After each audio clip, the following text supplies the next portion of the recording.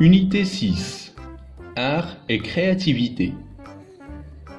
Semaines 3 et 4.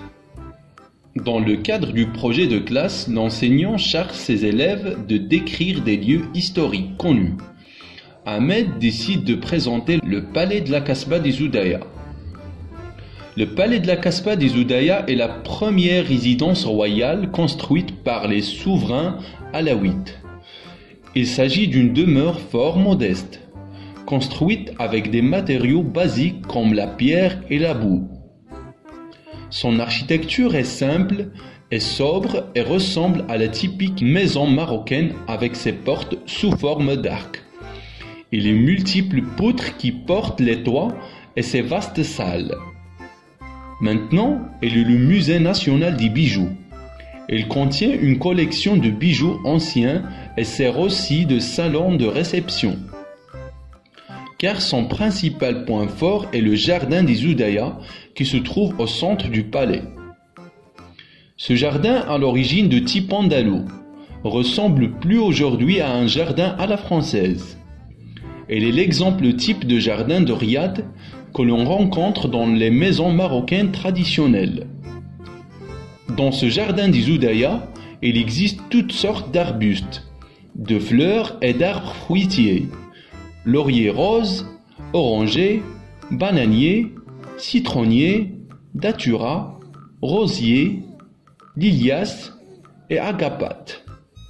Des poissons colorés nagent tranquillement dans les étangs du jardin et observent attentivement les visiteurs qui montent les escaliers pour visiter la salle de musée. Le palais est protégé par des canons anglais du XVIIIe siècle et une ceinture de fortes murailles. Unité 6. Art et créativité. Semaines 3 et 4. Dans le cadre du projet de classe, l'enseignant charge ses élèves de décrire des lieux historiques connus.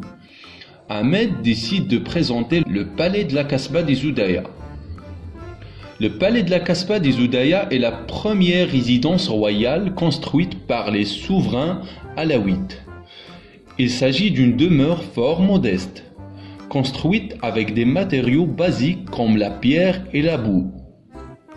Son architecture est simple et sobre et ressemble à la typique maison marocaine avec ses portes sous forme d'arc et les multiples poutres qui portent les toits et ses vastes salles.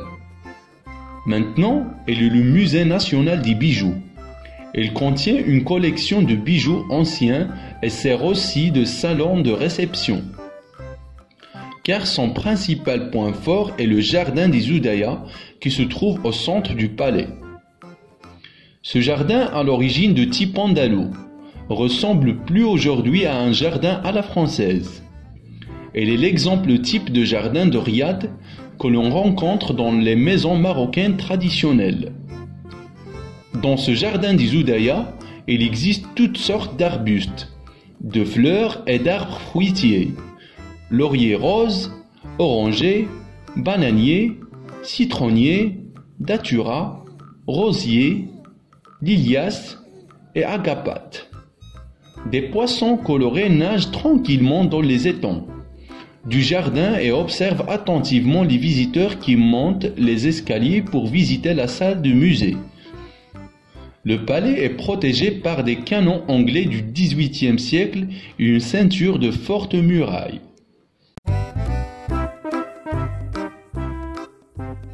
Unité 6. Art et créativité. Semaines 3 et 4. Dans le cadre du projet de classe, l'enseignant charge ses élèves de décrire des lieux historiques connus. Ahmed décide de présenter le palais de la Kasbah des Oudaya. Le palais de la Kasbah des Oudaya est la première résidence royale construite par les souverains alaouites. Il s'agit d'une demeure fort modeste, construite avec des matériaux basiques comme la pierre et la boue.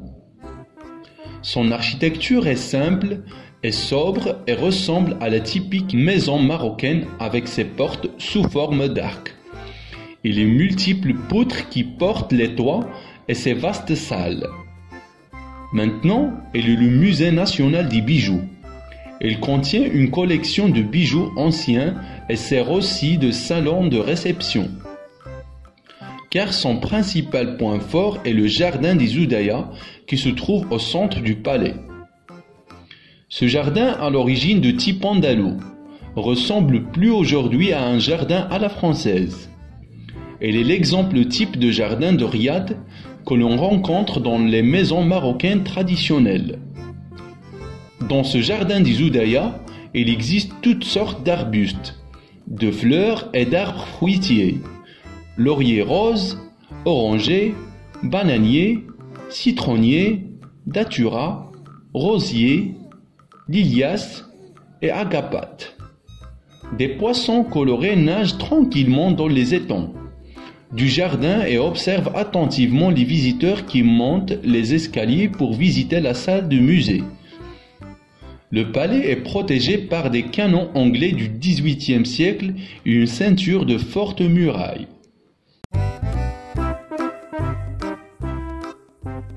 Unité 6. Art et créativité. Semaines 3 et 4.